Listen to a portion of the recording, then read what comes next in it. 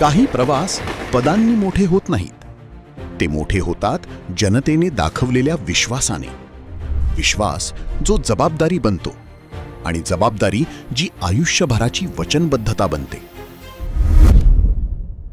2017 मध्ये सुरू झालेला हा प्रवास केवळ एका लोकप्रतिनिधीचा नव्हता, तो होता जनतेच्या विश्वासाचा. प्रत्येक मतामागे एक अपेक्षा होती, प्रत्येक अपेक्षेमागे एक जबाबदारी, आणि त्या जबाबदारीला न्याय देण्याचा सातत्यपूर्ण प्रयत्न. याच प्रवासाची खरी ओळख बनली. विश्वास वाढला आणि त्या विश्वासासोबत कर्तव्यही. महाराष्ट्र विधान परिषदेतील सदस्य, मुख्य प्रतोद, भाजप महाराष्ट्र उपाध्यक्ष आणि विविध जबाबदाऱ्या पार पाडताना एक गोष्ट मात्र कायम राहील: जनतेशी असलेली नाळ. लोकप्रतिनिधी असणं म्हणजे फक्त सभागृहात बोलणं नव्हे.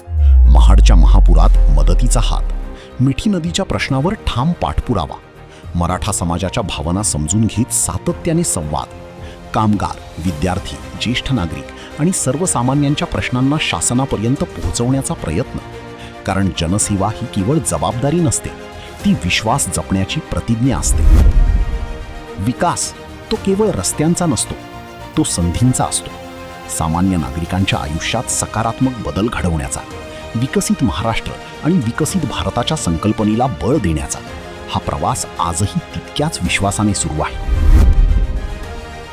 9 वर्षे, असंख्य भेटी, असंख्य अनुभव, असंख्य आठवणी, पण एकच ध्येय: जनतेचा विश्वास जपणं. आजपर्यंतचा हा प्रवास तुमच्या विश्वासामुळे शक्य झाला आणि पुढचाही प्रवास जनतेच्या सेवेसाठीच समर्पित असेल. कारण हा प्रवास माझा नाही, आपला आहे. मनःपूर्वक धन्यवाद.